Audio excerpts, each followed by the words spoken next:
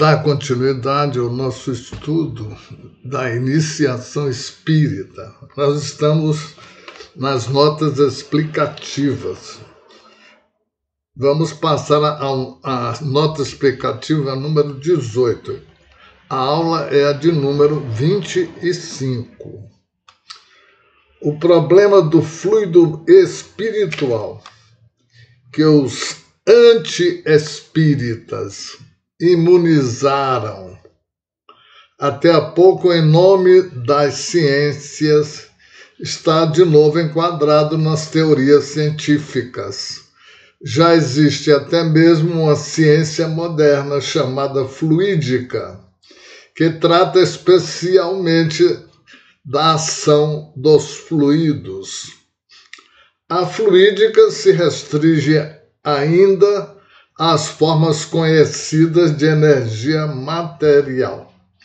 Mas o problema da afinidade fluídica, colocado pelo Espiritismo, já tem a sua comprovação nas teorias psicológicas e parapsicológicas que estabelecem a necessidade de afinidade psíquica para a realização de experiências e pesquisas proveitosas e de tratamentos psicológicos e psiquiátricos.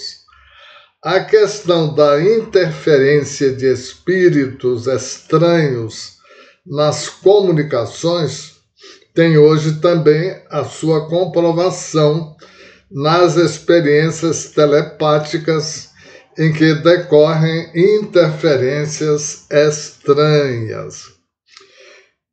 Item 19 de notas explicativas. A distinção entre loucura e obsessão é feita pelo Espiritismo, que considera os fatores orgânicos e os fatores espirituais de desequilíbrios psíquicos ou mentais.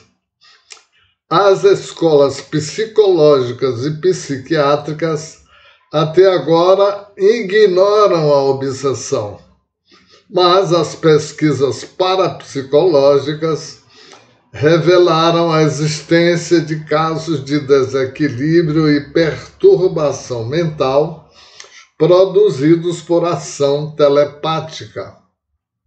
A propósito disso, o próprio Freud foi o primeiro a perceber a ocorrência telepática em tratamentos psicanalíticos.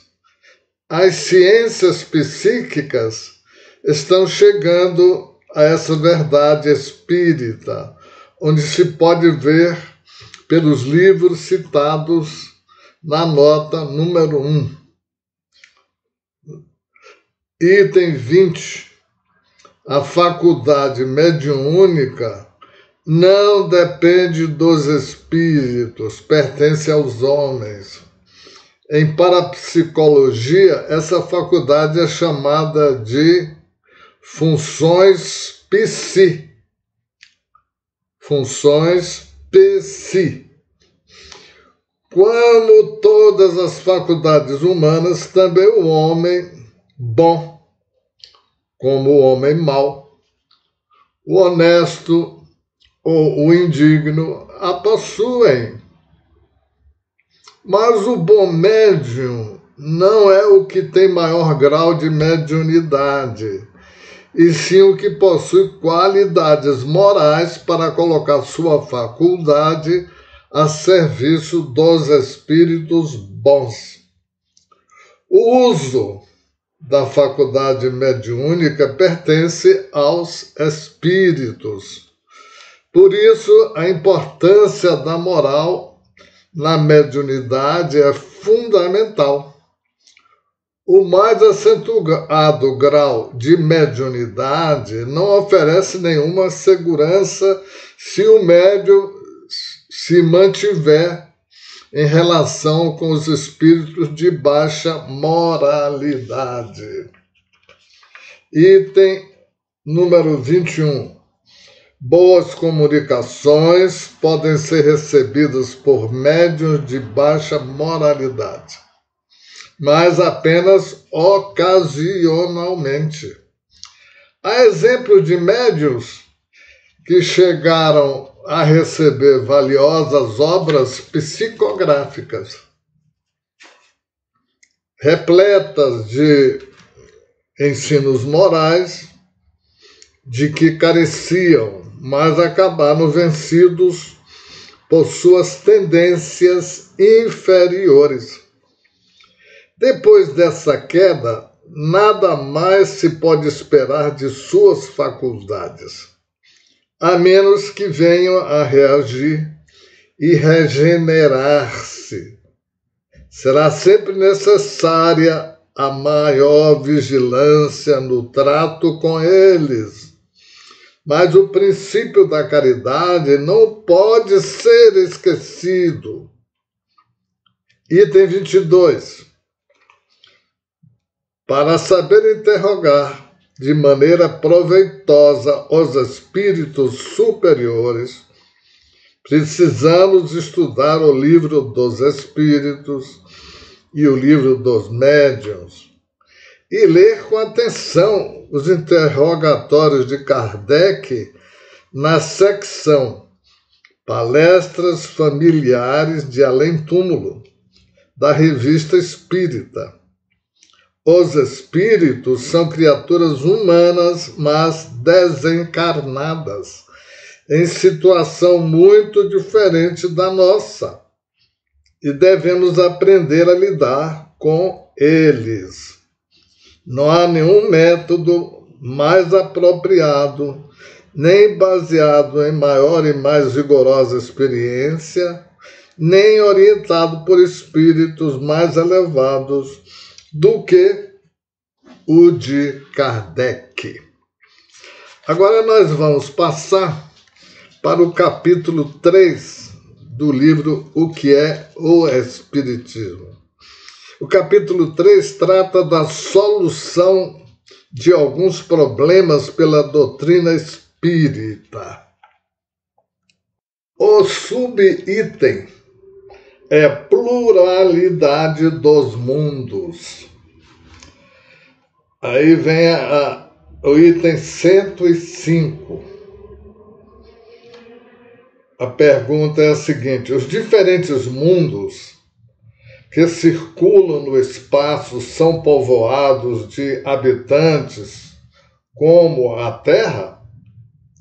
Resposta: todos os espíritos o afirmam, e a razão diz que assim deve ser, não ocupando a Terra no universo nenhum lugar especial, nem por sua posição, nem por seu volume. Nada lhe poderia justificar o privilégio exclusivo de ser habitada, só a Terra, né? E por outro lado, Deus não pode ter criado esses milhares de globos ou de globos somente para o deleite de nossos olhos, tanto mais que o maior número deles escapa à nossa vista. Vamos ver esse assunto no Livro dos Espíritos, no item 55, ou na Revista Espírita de 1858, onde está ali uma reportagem de Flammarion sobre a pluralidade dos mundos. Agora vamos para o item 106. É uma pergunta. Se os mundos são povoados, poderão ser por habitantes em tudo semelhantes aos da Terra? Em suma, esses habitantes poderiam viver em nosso planeta e nós no deles? Resposta: a forma geral poderia ser mais ou menos a mesma, mas o organismo deve adaptar-se ao meio no qual tem de viver. Como os peixes são feitos para viver na água e os pássaros no ar. Se o meio é diferente, como tudo leva a crer, e como parecem demonstrá-lo as observações astronômicas, a organização deve ser diferente. Não é, portanto, provável que, em seu estado normal, uns possam viver nos planetas dos outros com os mesmos corpos. É o que confirmam todos os espíritos. Pergunta número 107. Admitindo que esses mundos sejam povoados, estão eles, sob o aspecto intelectual e moral, no mesmo grau que a Terra? Resposta. Segundo o ensinamento dos espíritos, os mundos estão em graus de progressos muito diferentes uns dos outros. Alguns estão no mesmo grau da Terra e outros estão mais atrasados. Nesses, os homens são ainda mais brutos, mais materiais e mais propensos ao mal.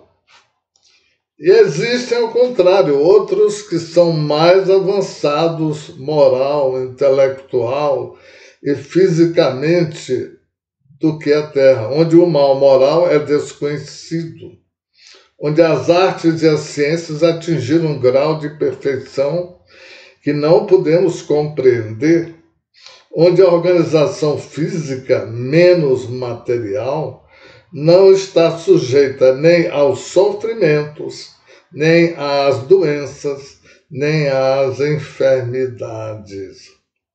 Os homens vivem neles em paz, sem procurar prejudicar-se mutuamente, livres dos desgostos, das preocupações, das aflições e das necessidades que os assediam na Terra.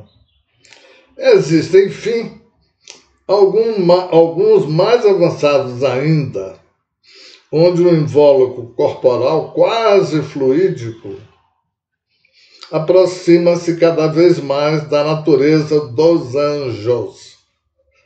Na série progressiva dos mundos, a Terra não está nem no primeiro, nem no último lugar, mas é um dos mais materiais e atrasados. Vejamos essa reportagem na Revista Espírita de 1858. E no Livro dos Espíritos, ou no livro Segundo o Espiritismo, o capítulo 3. Por isso nós chamamos nosso planeta de Terra, plano de provas e expiações. Agora vamos para o subitem alma. É a pergunta número 108. Onde é a sede da alma? Resposta. A alma não está, como geralmente se pensa, localizada em uma parte determinada do corpo. Forma com o perispírito um todo fluídico, penetrável, interligando-se ao corpo inteiro, com o qual constitui um ser complexo, do qual a morte não é, de certa forma, senão um desdobramento. Podemos imaginar dois corpos semelhantes, penetrados um pelo outro, confundidos durante a vida e separados após a morte. Como esta é um destruído e o outro permanece. Então, com a morte, o corpo é destruído e o espírito permanece. Então, durante a vida, a alma age mais especialmente sobre os órgãos do pensamento e do sentimento. Ela é, ao mesmo tempo, interna e externa, ou seja, ela irradia para o exterior. pode mesmo se isolar do corpo, transportar-se ao longe e manifestar sua presença, como provam a observação e os fenômenos sonambúlicos. Pergunta número 109. A alma é criada no mesmo tempo que o corpo ou anteriormente a ele? Resposta. Após a da existência da alma. Essa questão é uma das mais importantes, pois se sua solução decorre consequências muito graves. É ela a única chave possível de uma quantidade de problemas que, por não ter sido colocado em questão, permanecem insolúveis até o momento. De duas a uma. Ou a alma existia, ou não existia antes da formação do corpo. Não pode haver meio termo. Com a pré-existência da alma, tudo se explica lógica e naturalmente. Sem ela, é mesmo impossível justificar certos dogmas da Igreja, e é a impossibilidade dessa justificação que conduz à incredulidade tantas pessoas que raciocinam. Os espíritos resolveram a questão afirmativamente e os fatos, tanto quanto a lógica, não podem deixar dúvida a esse respeito. Admita-se, entretanto, a pré-existência da alma apenas a título de hipótese e ver se há desaparecer a maior parte das dificuldades. Pergunta 110. Se a alma é anterior ao corpo, antes de sua união com este, possuía individualidade e consciência de si mesma? Sem dúvida. Sem individualidade e sem consciência de si mesmo, os resultados seriam os mesmos que se ela não existisse. Pergunta 111.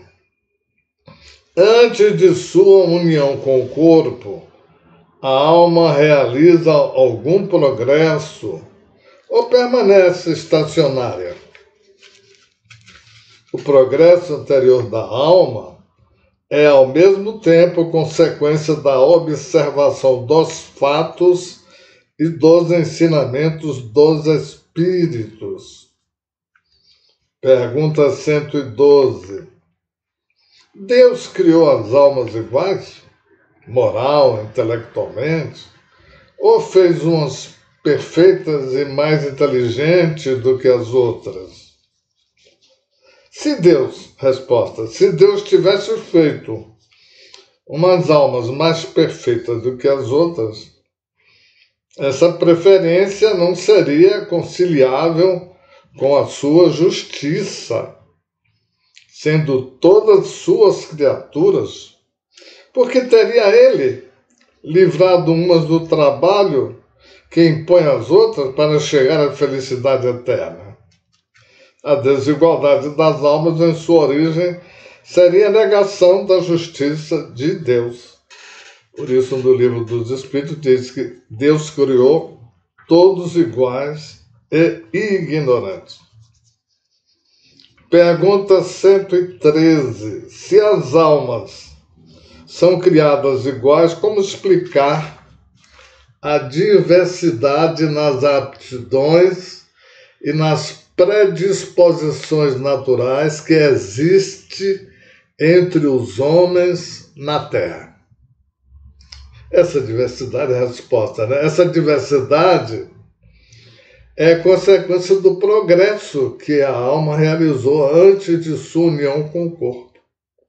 As almas mais avançadas em inteligência e moralidade são aquelas que viveram mais e que mais progrediram antes da sua encarnação.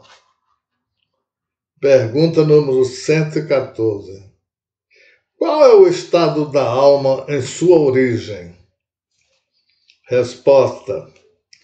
As almas são criadas simples e ignorantes, ou seja, sem ciência e sem conhecimento do bem e do mal, mas com uma igual aptidão para tudo. No princípio, elas estão em uma espécie de infância, sem vontade própria e sem consciência perfeita da sua existência.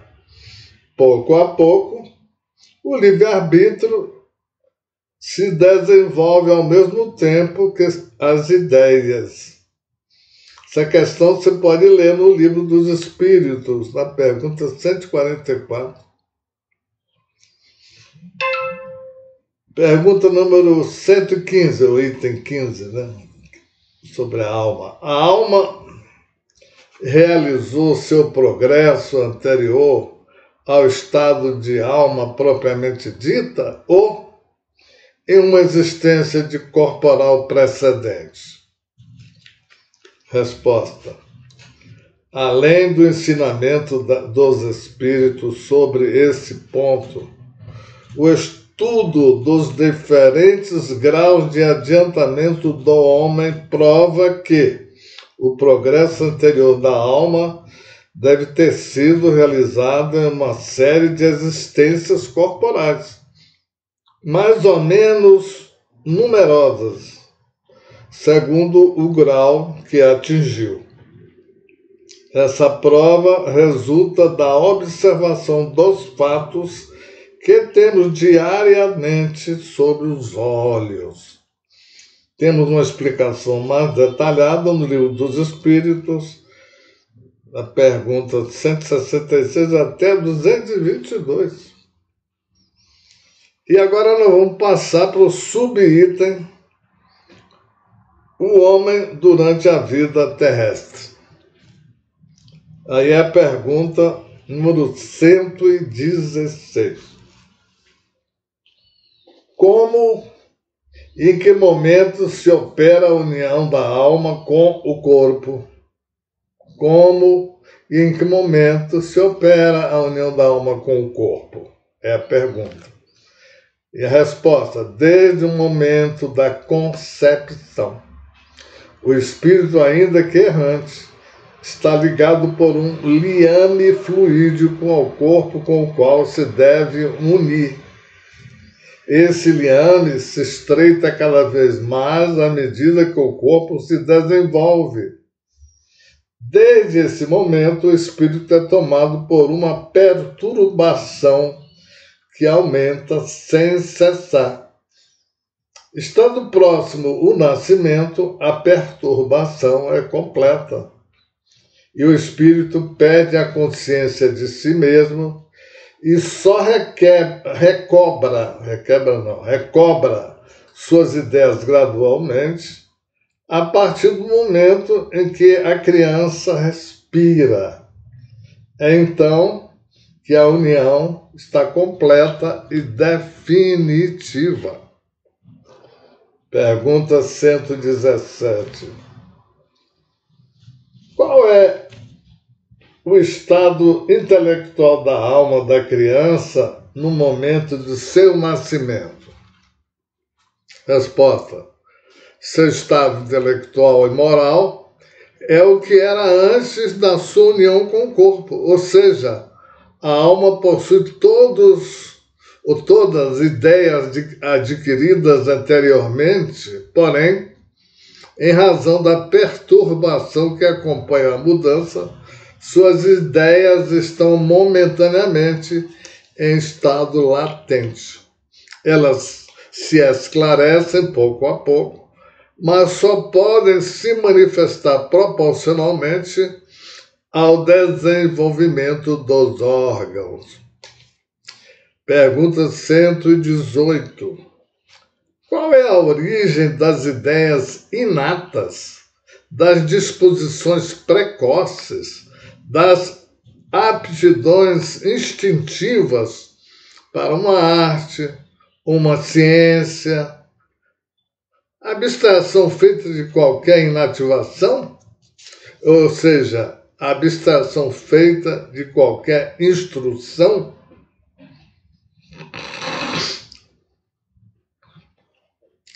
Resposta: as ideias inatas só podem ter duas fontes: a criação de almas mais perfeitas umas que as outras, no caso em que fossem criadas ao mesmo tempo que o corpo, ou um progresso anterior adquirido antes da união da alma com o corpo, sendo a primeira hipótese incompatível com a justiça de Deus. Segundo, resta-nos saber. Então resta a segunda opinião, que as ideias inatas são os resultados dos conhecimentos adquiridos nas existências anteriores e que permanecem no estado de intuição para servirem de base à aquisição de novas ideias. Pergunta número 119. Como se revelam gênios nas classes sociais desprovidas de cultura intelectual? Como? Resposta: esse fato prova que as ideias inatas são independentes do meio onde o homem é educado. O meio e a educação desenvolvem as ideias inatas, mas não as fornecem. O homem de gênio é a encarnação de um espírito já avançado e que muito progredira. Eis porque a educação pode dar a instrução que falta, mas não pode dar o gênio quando este não existe. Pergunta 120. E por que existem crianças instintivamente boas no meio pervertido, apesar dos maus exemplos, ao passo que outras são instintivamente viciosas, ou num bom meio, apesar dos bons conselhos? Você veja as duas condições, né? Uma com a tendência má, outra com a tendência boa.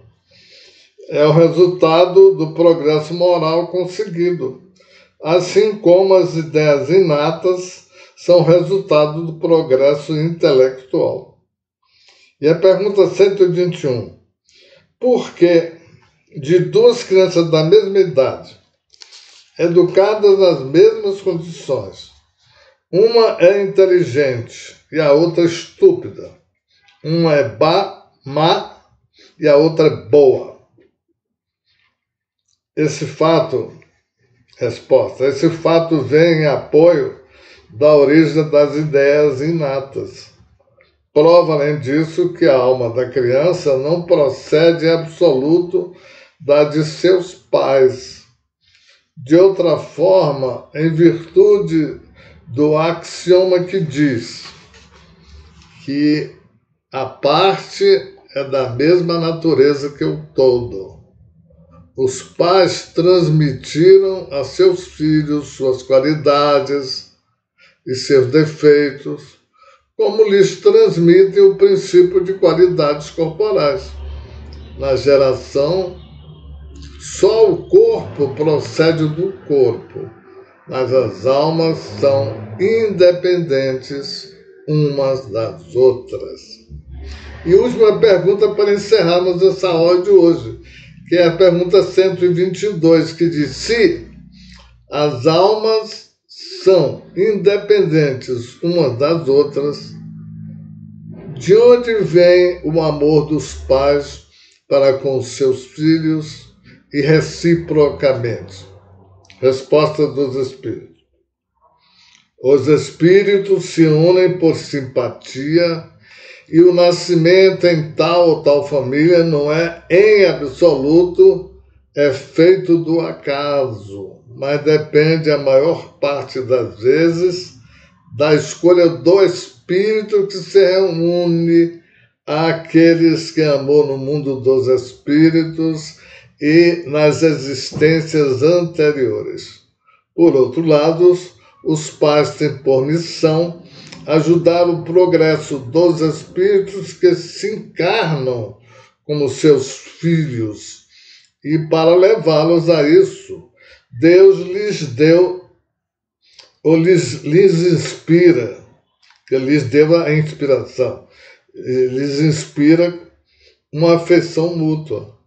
Mas muitos falham em sua missão e são punidos. Vamos ver esse item no Livro dos Espíritos, na pergunta 379, sobre a infância. Muita paz e até a próxima aula, se Deus quiser.